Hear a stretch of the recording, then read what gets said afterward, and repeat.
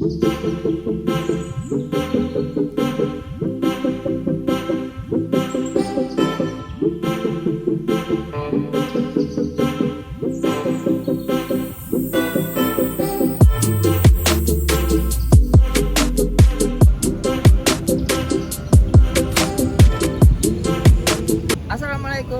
warahmatullahi wabarakatuh. Selamat datang lagi di channel YouTube saya, Iwan Sandi Partners. Oke ya, ada yang tahu ini kita berada di mana? Sekarang kita berada di Simpang 5 Semarang.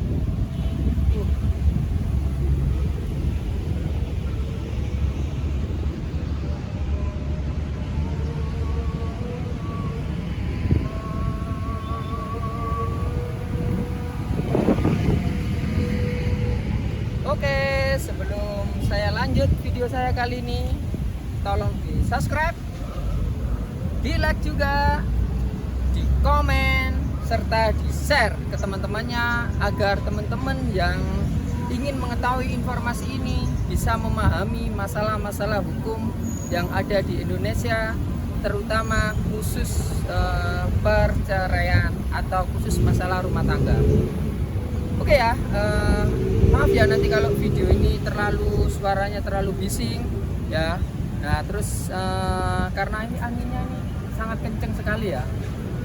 Jadi gini, ada sedikit pertanyaan dari teman kita yang ada di TikTok ya.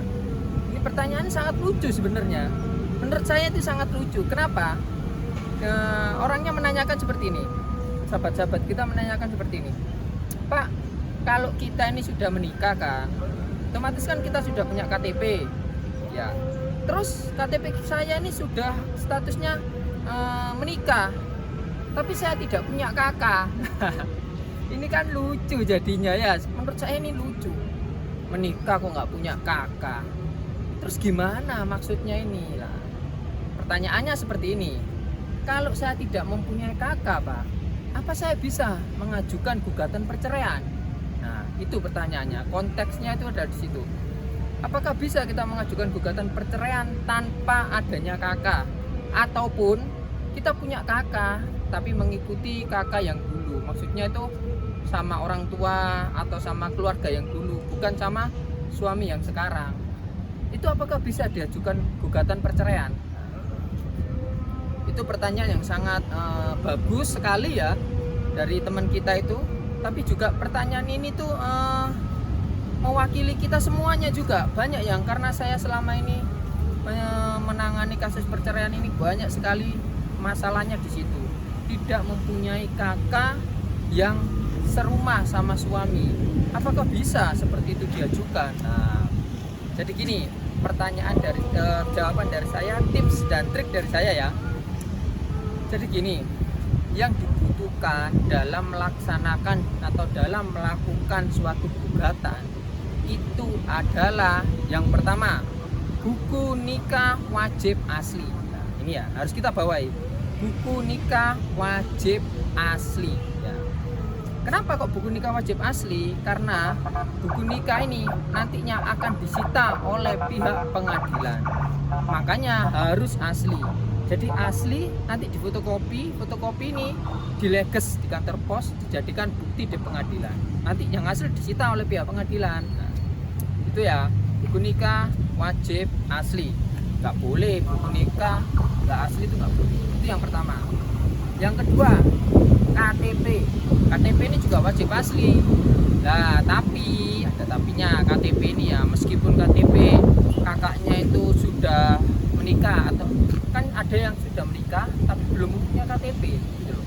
Sudah menikah belum punya KTP, jadi KTP-nya itu masih single.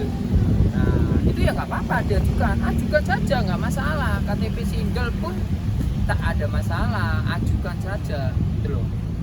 Terus yang KTP ini kan KTP ini jadi harus difotokopi juga ya, harus ada asli dan harus difotokopi. Nanti dijadikan bukti di persidangan. KTP ini KTP siapa saja, Pak? KTP penggugat saja. Jadi nggak perlu ribet lah. Gugatan itu dibuat sedemikian rupa agar kita ini tidak ribet. Jadi nanti kalau ada yang menanyakan kok ribet ya gugatan ini, itu salah. Gugatan itu tidak ribet sebenarnya. Nah, itu loh. KTP siapa? KTP gugat saja, KTP tergugat, nggak perlu, sudah nggak apa-apa. Pihak pengadilan pun itu nggak membutuhkan KTP-nya tergugat. Cuman ditanyakan alamat tergugat di mana, alamat domisili pada saat ini ya. Ditanyakan di mana alamat domisilinya, lah itu. Terus yang ketiga, yang jadi pokok perbincangan kita hari ini, kakak. Kakak ini apa perlu dibuat diajukan dalam persidangan, dibuat bukti? Jawabannya sebenarnya kakak ini sudah saya bahas berkali-kali di konten-konten saya sebelumnya. Tidak perlu kita menggunakan kakak, gitu loh. Kakak itu sebenarnya sifatnya itu opsional saja. Jadi kita tidak perlu ya adanya kakak, harus punya kakak asli dan kakak ini harus sudah suami istri, nggak perlu. Sudah nggak perlu kayak gitu. Karena apa? Karena saya sudah berpuluh-puluh kali mengajukan gugatan itu tanpa adanya kakak, itu tidak masalah. Yang pertama. Yang kedua, benar ada kakak tapi kakaknya itu masih pakai kakak yang lama, itu juga nggak masalah. Nah, jadi gitu loh ya. Jadi kakak itu sifatnya opsional ya. Saya kembalikan lagi ya, kakak sifatnya opsional. Jadi tidak perlulah dipikirkan terlalu keras-keras, terlalu sepaneng. Aduh, kalau nggak ada kakak nggak bisa, nggak. Nah, tapi ada tapinya nih ya.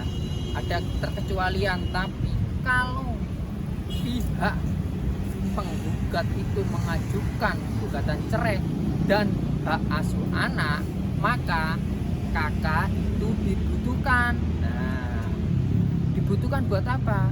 Dibutuhkan buat, oh ini loh, bahwasanya mereka itu sudah suami istri, sudah punya kakak dan sudah punya anak. Terus kalau sudah punya anak, kan tadi konteksnya hak asuh anak. Kalau sudah punya anak tapi belum punya kakak kan lucu. Terus gimana anaknya ini? Nah, itu loh, makanya kakak dipergunakan untuk apa? Untuk bukti anaknya. Sebenarnya itu cuma itu, untuk bukti anaknya. Biar apa? Anaknya nanti diakui dan mendapatkan hak asuh anak.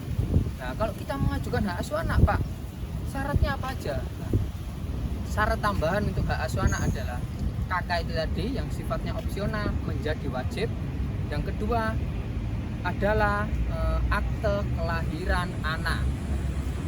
Itu tambahannya cuma itu saja. Kakak yang sifatnya opsional menjadi wajib, dan tambahan berikutnya adalah akte kelahiran anak. Cuma itu aja ya. Jadi itu tadi sekilas jawaban dari saya tentang kalau kita mengajukan gugatan cerai apakah harus pakai kakak atau tidak. Itu tadi ya pembahasan dari saya, sedikit tips dan trik saya itu tadi. Oke, untuk teman-teman kita yang mau menanyakan seputar gugatan perceraian, boleh, atau menanyakan tentang apapun itu ya, nanti insya Allah akan saya buatkan kontennya di YouTube saya kali ini. Oke ya, jadi harus kita garis bawahi tema kita hari ini. Apabila tidak mempunyai kakak, apakah bisa mengajukan gugatan perceraian? Atau apabila kita mempunyai kakak tapi masih satu keluarga dengan keluarga yang dulu, apakah bisa mengajukan gugatan perceraian? Jawabannya bisa dan dapat mengajukan gugatan perceraian. Karena apa? Karena gugatan perceraian itu cuman KTP dan buku nikah asli saja. Karena kakak sifatnya opsional. Nah, itu tadi ya. Oke ya, saya rasa sudah paham ya teman-teman kita dengan pembahasan kita hari ini. Jadi untuk teman-teman semuanya, jangan lupa ya video saya kali ini di subscribe, di like juga, di komen, dan juga di share ke teman-temannya agar teman-temannya itu yang menginginkan informasi ini itu agar tahu apa, tahu caranya gimana mengajukan gugatan. Jadi teman-temannya tuh nggak usah ribet-ribet nanti, aduh saya nggak mau mengajukan gugatan karena ribetnya ini, begitu ya. Oke ya, saya rasa cukup video saya kali ini. Jadi inilah video saya yang ada di kota Semarang Simpang 5. Saya rasa Semarang ini nggak beda jauh dengan Surabaya. Oke ya, saya rasa inilah kota singgahan saya di kota Semarang. Ini suasana di kota Semarang, Simpang 5 ya, ini tengah kota ya.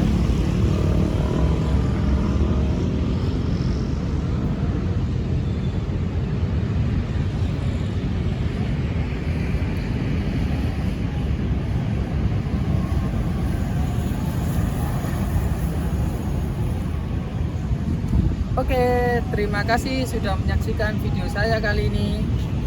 Akhir kata, wassalamualaikum warahmatullahi wabarakatuh.